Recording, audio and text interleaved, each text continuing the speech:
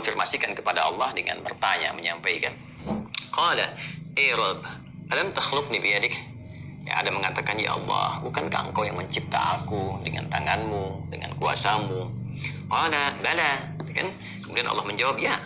Qala, Adam kemudian mengonfirmasi lagi, bertanya lagi, Rabb, alam tanfukh fiyya min rohik? Ya Allah, bukankah rohku juga berasal darimu? Engkau yang meniupkannya sehingga aku menjadi hamba, ya kan, yang berkehidupan. Qala, Allah menjawab, bala, ya tentu saja Adam. Ya, qala, Adam kemudian berkata lagi, Rabb, alam tuskinni jannatak? Ya Allah, bukankah engkau yang menempatkan aku dalam surgamu? Kan?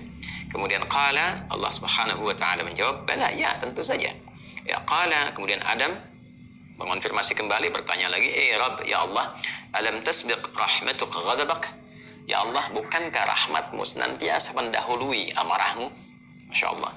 Qala, Allah menjawab, bala, ya tentu saja. Qala, maka disinilah Adam mulai menyampaikan substansi permohonannya. Ini penting sekali untuk kita mendapatkan satu rasa tertinggi yang menuntun kita bagaimana cara memohon kepada Allah.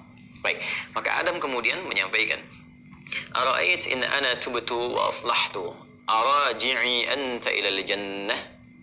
Allahu Akbar. Ya Allah, ya Allah, bagaimanakah putusanmu, ya kan? Jika sungguh aku sekarang ingin memperbaiki diri, bertobat.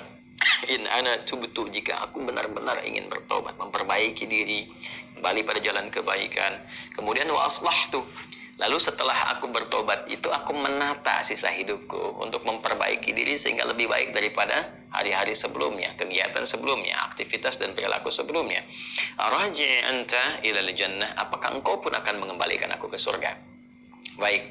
Qala, Allah menjawab, na'am. Ya, tentu saja, kata Allah. Lalu kemudian di sini qala fa huwa qauluhu fatalaqa Adamu min rabbih kalimat. Maka inilah esensi dari firman Allah Subhanahu wa taala di ayat ke-37 di surah kedua Al-Baqarah. Apa yang ingin disampaikan oleh Ibnu Abbas radhiyallahu taala anhuma di riwayat ini? Nah, di riwayat ini ada dua poin yang sangat penting, teman-teman sekalian, yang penting sekali untuk kita garis bawahi dan menjadi pedoman bagaimana cara kita bertobat dan memperbaiki diri. Ya, yang pertama, ada kesan yang tertangkap bahwa ketika Allah menurunkan ayat-ayat tobat, bukan sekedar pedoman yang isinya membimbing kita untuk menyesali, kemudian memperbaiki dan menata kehidupan lebih baik daripada sebelumnya. Tapi di situ juga tertanam nilai-nilai kesungguhan dan keikhlasan yang betul-betul kita mengharapkan karunia dan bimbingan Allah yang menyertai taubat kita itu. Jadi bukan sekedar, ya aku menyesal, ya Allah, aku menyesali perbuatan yang kurang baik, aku ingin memperbaiki diri, aku ingin menata lebih baik lagi. Bukan sekedar kalimat yang disampaikan, itu baik.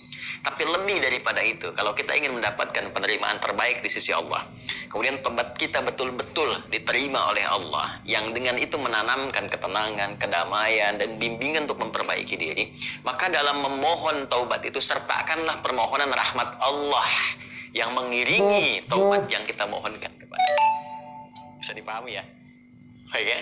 Ya, rasakan keinginan untuk memohon rahmat Allah. Ini diantara isyarat kalimat-kalimat tadi. Ya, sesungguhnya Adam tidak perlu mengkonfirmasi tentang pertanyaan-pertanyaan, ya Allah, bukankah engkau yang menciptakan aku? Ya Allah, bukankah engkau yang meniupkan rohmu juga kepada aku sehingga aku hidup saat ini? Bukankah engkau yang menempatkan aku di surga? Gitu kan? Dan sebagainya. Nah, kalimat-kalimat itu akan sering kita dapati begitu kita melihat ayat-ayat dalam Al-Quran tentang permohonan doa, baik itu terkait dengan doa biasa, apalagi terkait dengan permohonan taubat.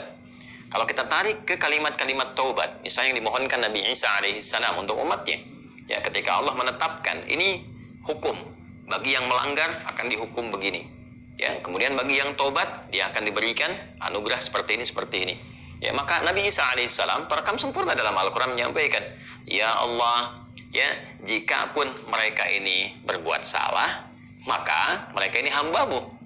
Ya, fa innahum ibaduk, mereka hambamu ya Allah. Tapi engkau jika mengampuni mereka, gitu kan, maka sungguh engkaulah pemilik rahmat yang sempurna. Engkaulah pemilik kasih dan sayang yang sempurna.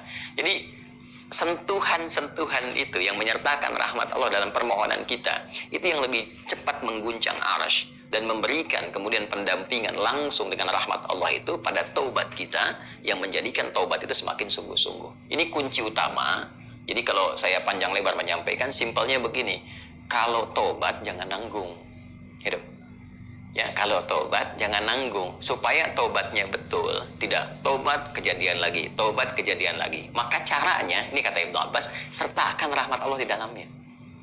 Supaya rahmat Allah itu mengiringi kesungguhan tobat kita, penyesalannya tertanam dalam jiwa, setelah itu kita merasakan perubahan. Itu poinnya.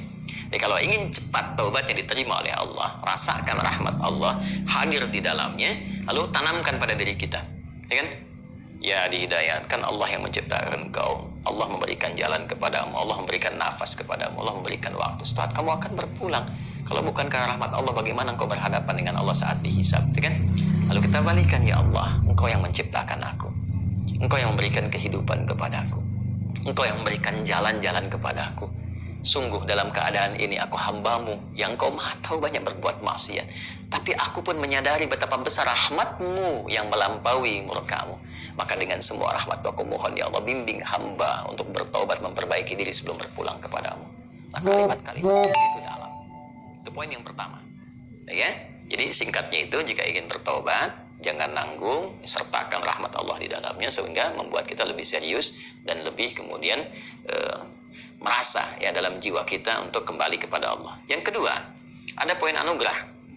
Ya, orang-orang yang tobatnya serius, yang benar untuk memperbaiki diri, bukan sekedar formalitas dia bertobat ya dengan istighfar misalnya, walaupun di situ pasti ada jalan kebaikan. Nah, orang-orang kembali yang berusaha dengan serius tobat, dia memperbaiki diri, maka di situ mendapat jaminan dari Allah Subhanahu wa taala. Lewat dialog ini, Allah bukan hanya akan membimbing ia untuk memperbaiki dirinya lebih baik dari sebelumnya, lebih tenang, lebih damai, lebih nyaman. Jadi ingat ya, tobat itu hal yang pertama Allah berikan. Itu bukan materi dunia dulu.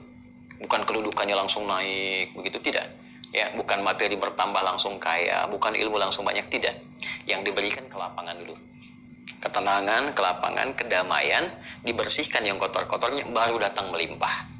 Ya, baru datang melimpah. Anugerah-anugerah sesuai dengan pilihan hidup kita untuk beribadah dan sebagai bekal kembali kepada Allah.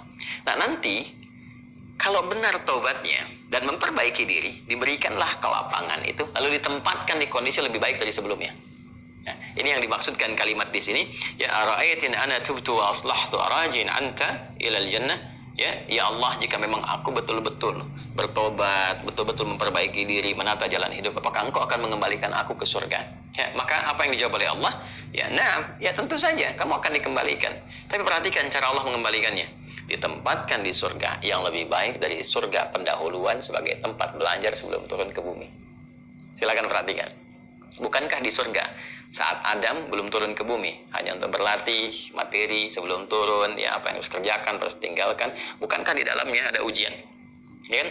Silahkan makan minum tapi jangan dekati yang ini, jauhi ini, lakukan ini, itu kan perintah dan larangan. Tapi surga yang akan ditempati saat kita kembali kepada Allah, bagaimana wujudnya, bagaimana sifatnya? Allahu Akbar, jannatun na'im, semuanya kenikmatan, nggak ada larangan lagi, nggak ada perintah lagi, semua tinggal nikmat saja. Berbeda dengan sifat yang pertama. Ya, artinya apa? Di sini diberikan kesan kepada kita, orang-orang yang bisa memperbaiki dirinya, selain hidupnya lebih damai, lebih tenang, lebih nikmat dibandingkan saat ia larut dalam maksiat. Anda punya harta, ya dihasilkan dari harta yang haram, yang riba, yang korupsi, yang menipu dan sebagainya. Lalu sadar, ya dari judi dan macam-macam, sadar tuh. Lalu ditobati tuh. Begitu tobatnya benar dan memperbaiki diri, awal-awal itu nggak mudah karena harus melepaskan kebiasaan, melepaskan gaya. Gaya kan bandingannya dengan tekanan kan. F berbanding lurus dengan P kan. Ya, gaya berbanding lurus dengan tekanan kan. Artinya semakin gaya, banyak gaya semakin tertekan kan. Ya. Nah, ketika itu dilepaskan, tekanan kan tinggi juga. Ya. Tapi apa yang terjadi? Balasannya ketenangan setelah itu. Kedamaian. Setelah tenang, damai dibalik sama Allah tuh. Dibalik, diperbaiki hidupnya, lebih enak lagi, lebih menikmati kehidupan, lebih berkah, lebih tenang, gak dikejar apa-apa. Yang paling menarik, pulangnya pun disambut. Allah perintahkan pada malaikat sambut dia dari mulai sakaratul mautnya. Langsung disambut dengan kalimat-kalimat ketenangan. Ya ayyatuhan nafsul mutmainnah, hei jiwa yang tenang, irji'i ila rabbika radiyatan mardiyah, cepat balik kepada Rabbmu. Ya kan? Kembali kepada Tuhanmu dengan keadaan yang nyaman. Aku ridha dengan amalmu, engkau pun ridha dengan pemberianku. Kemudian apa? Fadkhuli fi ibadi wadkhuli jannati, masuk dalam golongan hamba aku siapkan surga untukmu. Nah, surga yang diinformasikan dalam sakaratul mautnya, aku siapkan surga untukmu, itu lebih indah, lebih baik dari semua kemewahan yang pernah ia rasakan di dunia. Dan itu nggak ada bandingannya, walaupun setetes. Walau setetes. Itu poinnya.